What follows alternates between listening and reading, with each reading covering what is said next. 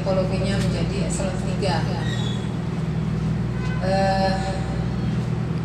Wilayah kerja kita cukup luas, yaitu Sulawesi Selatan bagian utara, mulai dari Bandung sampai dengan Pinrang, Entrekang, Sidrap, Parepare, dan